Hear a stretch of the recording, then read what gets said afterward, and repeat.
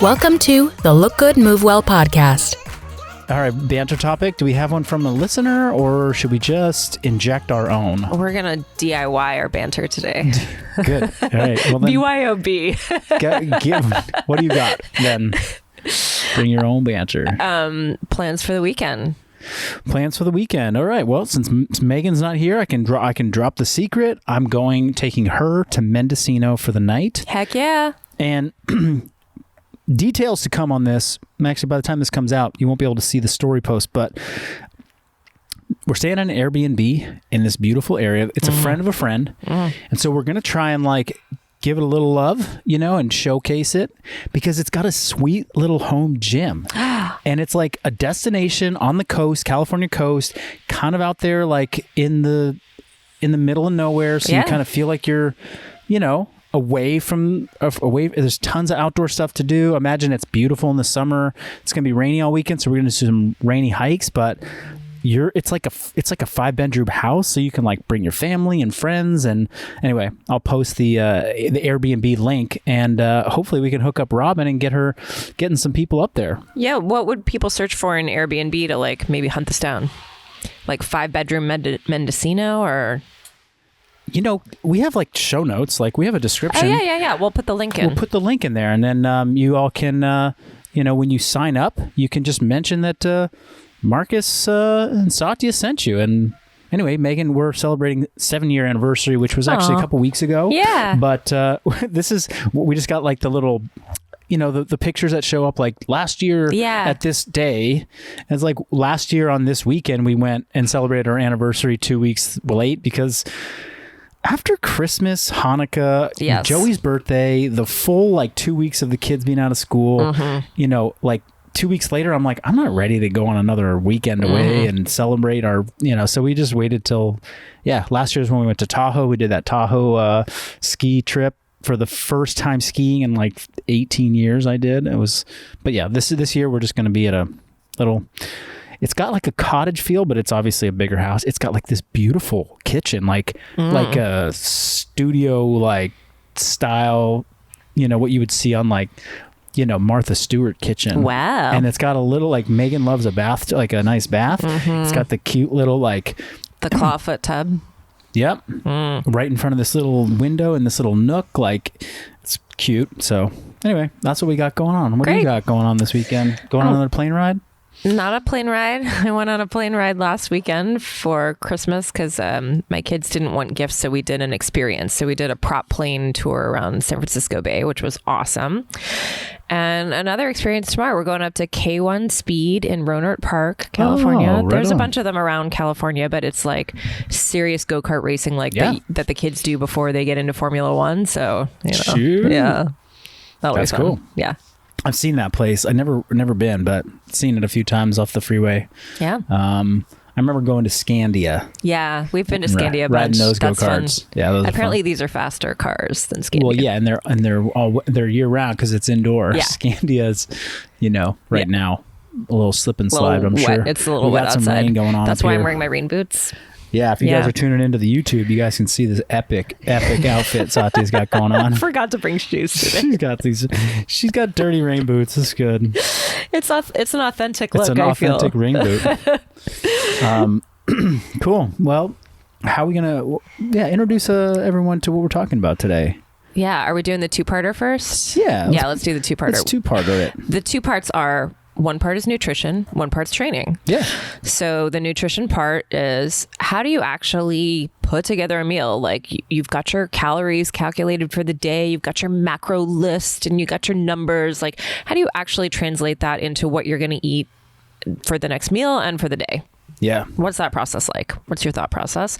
And should I introduce the training topic too? And then we'll just get into both. Nutrition training. Yeah. Training topic for today is why do some exercises just crush your soul, aka back squats or rear foot elevated split squats? Just crush you, whereas other ones are that was nice.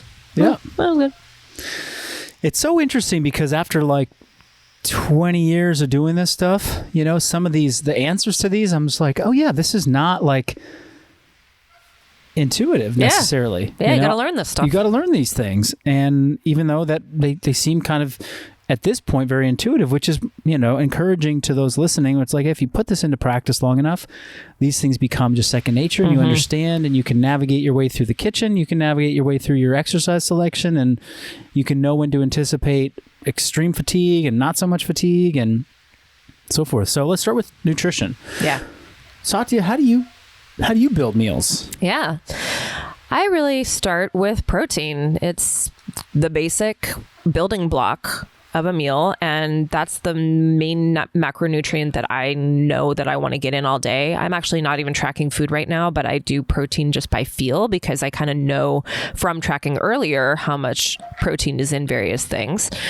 But if I'm tracking macros, then I would go about it like, okay, how many meals am I going to have today? How much protein do I need to hit in the entire day, and how can I divide that equally between my meals, more or less? And then thinking about the types of protein will help fill in the rest. Yep. Because if I'm having a lean cut of meat, then I know that I need to get some extra fat somewhere else. And then the carbs are just whatever, looks good for the day, veggies and fruits and starches and things like that. So that's my broad overview. How detailed are we going to get today? We can get detail. We'll try and keep it to 15 minutes of talking. So whatever detail we can smash into 15 minutes. That way we can keep this an even balanced podcast. My follow-up question to you is, when did you start doing that? Because I don't know, have you been focusing around protein for how many years? And did this predate your functional bodybuilding experience, or not at all? No. So how did you arrive at that being so important, and what was like the first sign that you're like, oh, I got to do that? Yeah, it's crazy to think about the whole evolution of my nutrition when I think about what I've learned since coming to work here, because when I grew up, my mom was really big into the pasta and the Italian dishes, and we would have chicken and stuff like that. But it was like, there's a lot of carbs and not as much protein, and that was the norm. Yeah. And it's a real shift to learn to prioritize protein, because it's a different way of thinking about things. There are a lot of meals that you tend to find around. I'm just speaking super generally of like, you go out to eat and what's on the menu, and what do you find usually when you come to someone's house for a meal, and you usually find some protein, but it's often not enough to really fill out a full meal unless you're going to someone's house who makes a lot of steak, in which case you're very blessed. Right. Or a big, they put a big chicken on the table. So I think that the shift for me happened first when I came to work here, and I started actually feeling like the way that I wanted to train was not being adequately supported by what I was eating. And that was just a feeling of general depletion and not having a lot of energy, and sort of that feeling like you're running out of gas in your tank. And that's when I thought, I need to adjust something in what I'm doing so that I feel more fueled. And that's when I started to incorporate more protein. I had one past experience with macro tracking, like when I was doing CrossFit, or it wasn't macros, it was like zone diet. So I was like a little bit familiar with how to go about that, but I didn't really go all in on like, no, I'm actually going to get 140 grams of protein a day until I came here and realized that that was really what I needed in order to build some strength. Okay. That's so helpful to hear. And I pulled a couple good nuggets out of that. I do want to ask though the question, and maybe this is like, because you're using some words to describe how you felt in the absence of adequate protein. And the question is, how do you build a meal? But we got to talk about a little bit about the specific nutrients that are on the plate. Protein is an essential macronutrient for really the recovery process and the rebuilding process. When you don't get adequate protein, it doesn't mean that you'll go into your workout without enough energy. Right. It means that you'll go in under recovered from previous workouts. So you kind of have this sort of like domino effect where it's like one workout, you're under recovered for the next workout. Yes. And that's where you're like, I'm not seeing the progress, and I'm actually feeling like it's getting harder than it is getting easier. Because you could you could eat a bunch of bread and pasta and fruit and honey and oatmeal and all the carbs in the world and have lots of energy. But when it comes to actually contracting the muscle tissue and then pushing against a weight that's heavier than last time, if you don't get sufficient protein, that won't be happening. Yeah. Or as optimally. Yep. So that's the one that maybe people are like, if they're not pushing themselves super hard to try and lift weights heavier and build muscle, and they're not doing a performance-based training track, they might not even know that they're under protein because they're just showing up and they're just cardio bunnies. Yeah. And they're like, I've got all the carbs that I need. Yeah. And then they're wondering, why doesn't my body look better? Well, because you're not changing your body composition. You're just burning calories. You're eating calories, burning them, losing weight, but not necessarily losing body fat and building muscle. And that's the exchange that we want to really, one, change your look, change your feel, boost your metabolism, and get stronger. So then the other thing I heard you say, which I think is so important, is when people, there's a culture around food of like thinking about meals as dishes. Like, yeah, I'm going to go have chicken salad. I'm going to go have tuna salad. I'm going to go have a tuna melt. I'm going to go have a pasta. I'm going to go get a bowl of soup. I'm going to and a bowl of soup is a meal, and a chicken salad is a meal, and a dish of pasta is a meal, and a hamburger is a meal, and a grilled cheese is a meal. Like this is a labeled dish on a menu somewhere, or somebody has sold this, and therefore it's ingrained in your brain like, well, that's a meal. Yeah. But a meal is not, as we think about it here, it's not like the final composed product or thing that lands on a menu somewhere. And it's actually looking at the entirety of your plate and seeing if there's a balance of the foods that are going to make your body perform, look and behave optimally. Optimal behavior performance is getting the right amount of energy to fuel the activity, getting the right amount of protein and fats to satiate you, getting the right amount of fiber to optimize digestion, getting all the components that when they're consumed, together, people tend to feel better, look better, perform better. Now, there are some like classic dishes that just happen to fit that really well. The salad with chicken on top that has, maybe a small side of bread. Like, okay, great. Like you got some carbs, you got some veggies, you got some protein, you got a little fat with the dressing and the nuts that are on it. That's kind of a composed meal. But other meals just don't, or menu items just don't meet that. Like if you go get a grilled cheese with fries, like that's a delicious meal, but it's like very carb heavy, minimal protein, because the protein is just going to be in the form of the cheese that's there, which is, there's not going to be like 30 grams of protein in this cheese. There might be 10.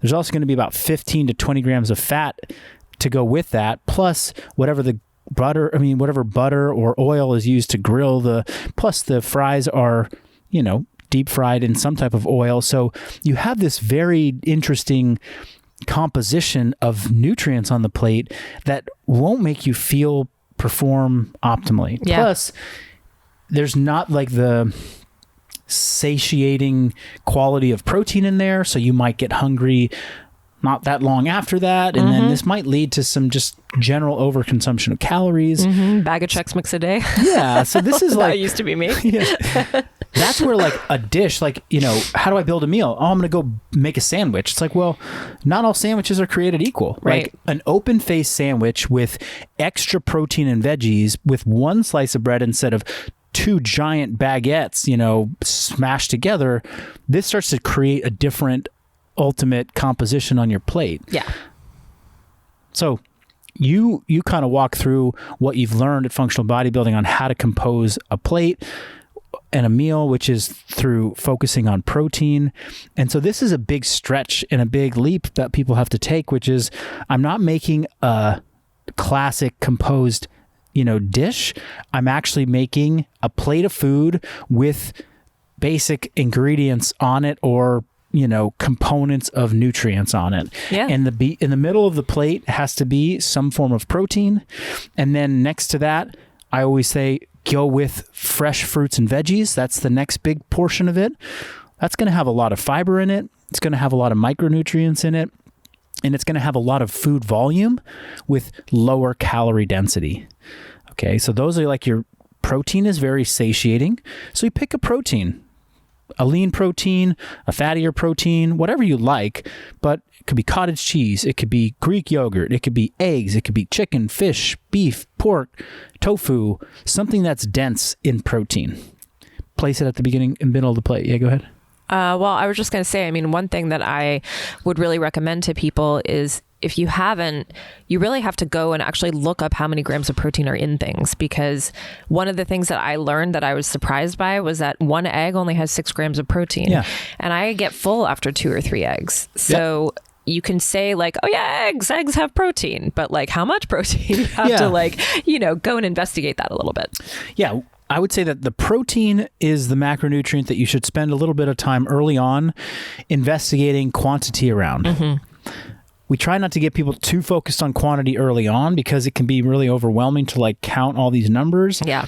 But that might be one that's worth it. And, an easy way to do it is if you're going to have three meals a day, make sure that you have a palm size of protein on the plate. Now, a palm size of protein could just be one fried egg, right? It's like one fried egg fits my palm. Yeah. That's maybe one of the exceptions. Like a palm size of chicken breast has probably anywhere from 20 to 35 grams of protein depending on the person, whereas a palm size of one egg is just, like you said, 6 grams of protein. That's not enough to really satisfy that, especially if you're only having 3 meals a day. If you have an egg at each meal, guess what? You just got 20 grams of protein in your whole day. Like that is nowhere near even the base level of the recommended daily allowance from the, Food and Drug Administration, which is not a very trusted source of how much protein you should have if you're training, you're trying to build muscle, you're trying to be lean, trying to do all the things we're doing.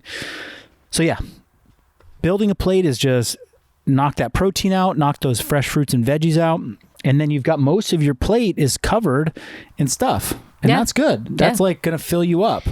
Then you want to layer in some of the non-essentials, which depending on your goals are going to be how much or how little you would put on the plate of starch. Are you going to put on like a potato, some rice, a little bit of pasta, a little bit of bread, a little bit of oatmeal? Like, are you going to, do you need one of those things? Well, if you're highly active, you're moving a lot. Yeah, you need some carbs. It's going to make you feel good. It's going to fuel your performance. Just pick one that you like and that makes you feel good and that doesn't get out of control with quantity. It's like, hey, when I eat bread, I can't stop at one slice. I eat 5 slices. It's like, okay, well then that's not it's not like an off limits food, but it's maybe a limit, a limiting starch. So you can choose starches based upon your energy levels that you need to put out. And then the next one is the fat sources. So fats, I think, are important to have at every meal in some amount, because the vegetables and the fruits, there's vitamins and minerals in there, vitamins that get absorbed into the body, but they need fat to be absorbed. If they have no fat, then they can't get absorbed. They're fat soluble vitamins. So, that could look like drizzling a little bit of olive oil on your salad or on your veggies. It could be having a little bit of avocado with your meal. You don't have to like drown your stuff in butter in order to absorb vitamins. Like the cost benefit there is not necessarily the best, right? You're gonna like put 300 calories worth of butter on your plate so that you can absorb some more vitamin D. It's like that's kind of like you're not really winning the game there. Like you might be overindulging on calories, which then puts you into, overfed state where you start accumulating body fat and you don't feel your best. No amount of absorption of fat soluble vitamins is going to really offset that. So anyway, you can have a little bit of fat. use your thumb as the measurement tool for that. A thumb's worth of fat, a thumb's worth of butter, a thumb's worth of olive oil, a thumb's worth of almonds. Like, throw that on the plate. Maybe if you need a little bit more energy, throw 2 on the plate. Go based upon your appetite and what feels filling to you. And that's building a plate, and if you want to get creative and you want to like go try a recipe or make a dish, just maybe you start to evaluate, look at those dishes like, oh, I love having like, chicken Parmesan. Okay. Is that really filling all those needs? Maybe it is. Maybe you can manipulate the recipe in a way so it's like a little bit more focused on the protein and less on the added fats and whatever, and that can be a composed dish for you. My brother was like, I was talking to him last night and he was making stuffed, pasta, with cheese, and he made a whole casserole dish, and it was like, it looked amazing, but it was, that was fat and carb heavy with a modest amount of protein. That's okay to have from time to time, but that's not how I build 90+% of my meals. If I was going to build that dish I could eat this every day, I would take about half the pasta shells out. I would mix a bunch of ground lean meat in with the ricotta and the cheese, and that's what I would use to, maybe put on the bottom, and then put a thin layer of, the pasta over. You just start to manipulate the ingredients so that it kind of starts to fit what we just described. Yeah. Then I scoop that out and I've got meat, I got a little cheese, I got some starch, maybe he had a little broccoli on the side. I'm like, okay, that's starting to look like a meal that is going to fill us up and fuel us in a way that we want. Yeah. Yeah. And I've really changed how I approach feeding myself when I cook for my kids, because we would normally all eat the same thing, and I might make some pasta for them. So they love spaghetti, they love macaroni and cheese, but I'll just make some ground turkey patties or some ground bison patties and just have that on the side. And like, that's my plate. I put that on my plate first, and then I just put a little scoop of pasta and enjoy that with them. And totally, it works. Right. Yeah. I mean, all these foods that you love, these dishes that you love, they have a place on your plate. It's just, if I make my entire plate, 2 giant pieces of cheese pizza, okay, that's like a once a week type of thing. But if I want to like have a thin slice of pizza right next to a large chicken breast and, a big pile of vegetables, guess what? Like, you could have that every day, like you're starting to work that into right? Because the pizza is the starch, the carb, and the fat. Beautiful. Yep. Now I just need a big pile of veggies and a big old hunk of protein, and we're good to go. Yeah. Yeah. So, okay. I think we nailed that one. Let's move on to training, unless there's anything you want to add about nutrition. No. Beautiful. Well, that's good. So why do split squats crush you more than, a tricep kickback? Yeah. Yeah. Yeah. Why? What is going on there? What is going on? I remember actually doing some squat sets when I was like really building up my strength, and I'd be on the floor after just like a set of squats, like it can really put you down. Totally. Yeah. I don't feel like hitting the floor after I do my tricep kickbacks. I think the reality is that any exercise, if all exercises have what's called like a stimulus to fatigue ratio. This exercise gives me, and this, if you guys want to go and investigate this concept of, stimulus to fatigue, understand it from, a PhD exercise scientist, I'm going to refer you to Renaissance Periodization, their YouTube channel, and listen to Dr. Mike talk at length about this and lots of different videos, but I'll do my best to like summarize here. An exercise will give, each exercise that you encounter will give you a different amount of stimulus. How well does it stimulate the muscles of the movement pattern? I don't feel this exercise that much. Wow, I feel this exercise a lot in my biceps. This one doesn't really, I don't feel it as much. Or I feel this one in my quads so much, but this one I don't feel so much in my quads. So there's the feeling that you get, the actual, like, I can connect with the muscles. How much does this movement recruit a lot of muscles or a few muscles? So, and is it recruiting the fast twitch, higher threshold muscle fibers, or is it just recruiting the slow twitch, kind of lower threshold fibers? And does it give you a big pump? I get a huge pump when I do this exercise. I don't get a big pump when I do this exercise. Does this exercise make me quite sore? Like, meaning that's a bigger stimulus. I got more of a stimulus from that exercise so there's all these metrics of like, this is a 10 out of 10 stimulus or a 1 out of 10 stimulus. We obviously want to use the muscles that stimulate us the most.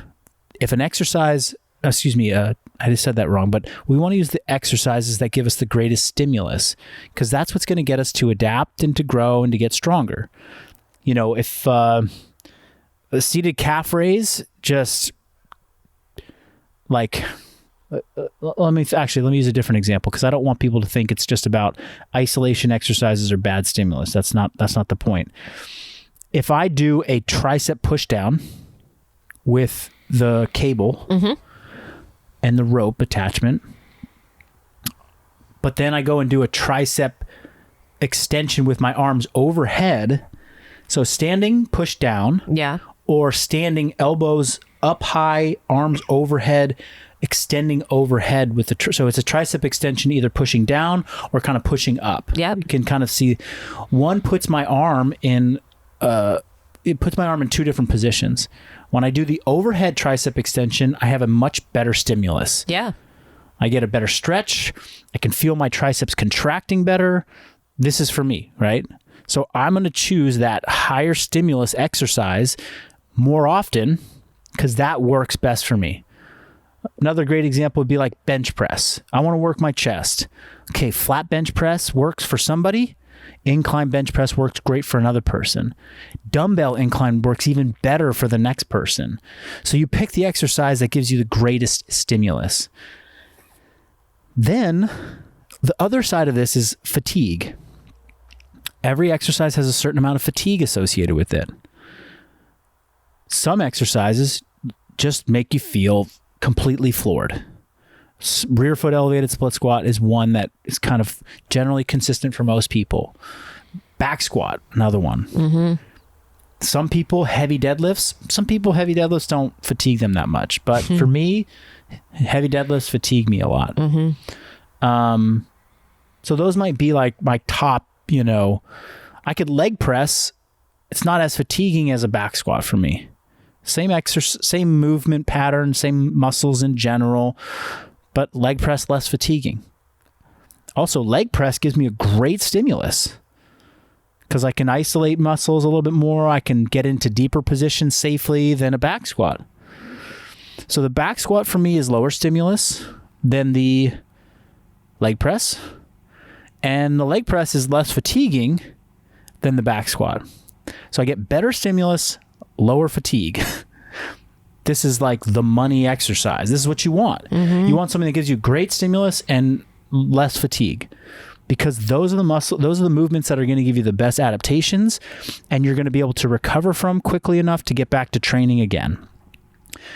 I go do a heavy deadlift workout. It gives me a great stimulus, but it also gives me a massive amount of fatigue. And I might be sore for 5, 6, 7 days in my back and my, in parts of my body that, okay, now I'm so sore from doing that. I'm so fatigued from that thing that I can't get to training hard. I can't do deadlifts for another week. So maybe that's not the best exercise for my body in order to be able to train consistently and push hard effort, right? Because we're just trying to get a good solid effort and then rest, recover, and then get back to it again, and then get back to it again. If I can only train once every 10 days an exercise because it's so fatiguing, then maybe that's not my best exercise, or maybe I'm pushing it too hard and I'm pushing too much intensity and it's not giving me, the best chance at results. I would add that when you're exploring this, it's also good to give it a few weeks, I would say 2-3 weeks, to see how that progression feels on your body. Because I'm just thinking about when I started my new training cycle recently, I had back squats that really got me so sore and I was so fatigued and it was difficult to recover. And then came back and did that next part of the progression the following week, and the recovery was much faster. So there's adaptation happening there. So I think that a lot of it depends on the overall picture of what else you're doing in the week and how you're recovering and sleeping and eating. Great point. Yeah. I mean, what I just said, what I just outlined was to sort of introduce the principle of stimulus versus fatigue. Yeah. And what's beautiful about that is that everyone's kind of unique. Yeah. You know, like we don't respond the same way to the same exercises. So you do have to kind of learn that for yourself. And it doesn't mean that an exercise is off the table. Right. It means that you over time learn how to approach an exercise so that you can get the most out of it. And and so that does mean not just giving it time, but just follow the program. Yeah. And learn, you know, like this doesn't mean like after a week or two, you're like, oh, I shouldn't be doing that anymore. Right. It means like after a full 6-week training cycle, be like, okay, deadlifts were really hard for me. I saw them every Friday, but I would be sore through Tuesday from my Friday session. Okay. Then what I would suggest is don't ditch deadlifts, but when they come up in the next training cycle or the next training cycle that you see them, ask yourself the question, was pushing it on my deadlifts super hard worth the Monday, Tuesday session that I didn't get to push as hard on? Yep. And if the answer is yes, I'm all about building up a deadlift. I want a thick back. I want big old glutes. I want my, then do it. If you're like, I want my Monday, Tuesday session to be like kick ass because there's bench and then there's squats and those are the movements I really want to get after, then on Friday, instead of going RPE 9 out of 10 on your deadlifts, go RPE 7 out of 10. Like save a little bit more in the tank kind of thing. And sometimes when a movement is highly fatiguing for you, it can be a technique related issue too. Maybe your technique is off and you're putting strain and stress in the wrong areas of your body. You know, like, man, that fatigued me so much. My low back was cooked from my deadlifts. Like, well, why is your low back taking the brunt of your deadlift, load and tension? Maybe that's got to change. Go ahead. There's just so many things I want to dig into with this. Yeah. Well, let's dig into at least one or two because Nate just flashed the clock at me and we're coming up on time. But I know. Okay. Well, there's a couple things that are just jumping to mind as questions for you about this general topic. So, I mean, one is the role of just the compound lift that uses the core bracing and the breathing and when I'm doing a back squat versus a leg press, there's just a lot more of your body involved in that. And then the second thing is, what is the role of stability and instability, which is sort of another aspect of that same question. A back squat uses a free barbell where you have to balance and move in a way where a leg press just kind of locks you into position. I mean, it could be argued that like, hey, a back squat's going to be more demanding because you're having to do and navigate balance in 3 different dimensions, and you're going to have to use stabilizer muscles. You're going to have to brace more with your core. All of that is true. But if you, in theory, you have 100% of effort to give on any exercise. In a back squat, you're giving 100% of effort, and it's being distributed amongst stability, low back, low back endurance, legs, balance, you name it. But then you go to a leg press and all 100% of your effort might be completely focused on just bracing in your belly and pressing with your legs. You don't have to think about the other stuff. This is, of course, why people can leg press so much weight as compared to a back squat, is because the distribution of your effort is going in 2 places instead of 20 places. What's better? It's like, well, it's just about the, what the goal, and they do different things. And, leg pressing cannot replace back squatting, and a back squat can't do everything that a leg press can do. And, that's okay. Yeah. And that doesn't necessarily mean that one's going to be less intense or more intense, and one's going to be more fatiguing and less fatiguing. This again is still a person to person thing, right?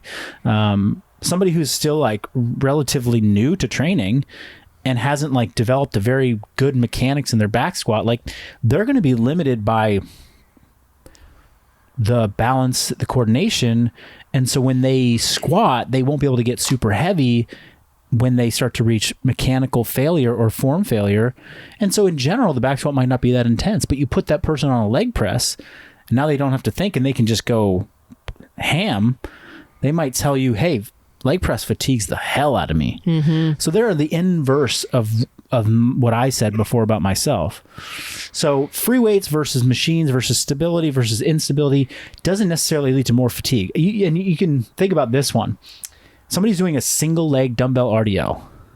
You've seen this one where they're doing the airplane thing and they're leaning over and they're all cockeyed and falling on their face. Like, that person's not going to get super intense. They're not going to feel a lot of fatigue. Yeah. They're just going to feel like I just did like a balancing act and I wasn't that good at it. But put that person on a hamstring curl machine and say, do a single leg hamstring curl and go to failure. Oh, wolf. It's different. Yeah. Right. So in that case, stability wins. Right. But instability in the way of a back squat versus a leg press is maybe different for somebody else. Gotcha. So they're just ways of defining it, but it doesn't mean that it's necessarily one way or the other. And I can't make an argument like, well, generally these are better than, or these are more fatiguing and more intense than others. It's really a person to person thing. So the takeaway is? The takeaway is, why do some exercises crush me more than others? Well, we elicit out a number of things that might be the reason for that. Yeah. There's also just the pure like the pure fact of like some exercises have more global recruitment of muscles based upon the nature of the exercise. A back squat's going to recruit a lot of muscles. Tricep extension or tricep kickback is going to recruit fewer muscles. If you fire 20 muscles at max intensity versus one muscle group at max intensity, there's going to just be more fatigue and stimulus from one of them versus the other. And that's why when we design training programs, you put those kind of more intense movements at the beginning of training when you're fresh. Yep. And you sort of taper off to ones that are sort of less stimulative and fatiguing towards the end. And again, we just make generalizations there, but that's why exercise selection inside of workouts is, there's thought and some art and some science to it. Yeah. So and then the other take home is, you're going to figure out what works for your body and not what doesn't work, but how it works for your body. Yeah. And then you get to make informed decisions based upon that for how you're going to approach your training going forward. Yeah. And not just for the day or for that workout, but what else you're going to do for the whole week or for the training cycle. Exactly. Yeah. And that's when I used to get when I was really into my CrossFit training, and I was really I was deep into as a thinking athlete. I was like, okay, these are the things I have to get the best at. These are the things I'm pretty good at. Today, like these deadlifts that are in my workout, I got to get good at it, but I got a big week of training coming up, and I can't sacrifice my session tomorrow, the next day, and the next day to just go and blow it out today on my deadlift. So I'm going to dial it back a little bit. I'm going to auto regulate so that I can win the game. I can win the long game. Yeah. And I had to think about that a lot. Yeah. Great. Yep. All right. Great topics. Thanks for the suggestions. Y'all have been doing a great job of sending us your topics. So keep sliding into the DMs. Send Satya or myself any topic that you want us to talk about on the podcast. It's helping us keep this content fresh and exciting for you. That's right. See you next time.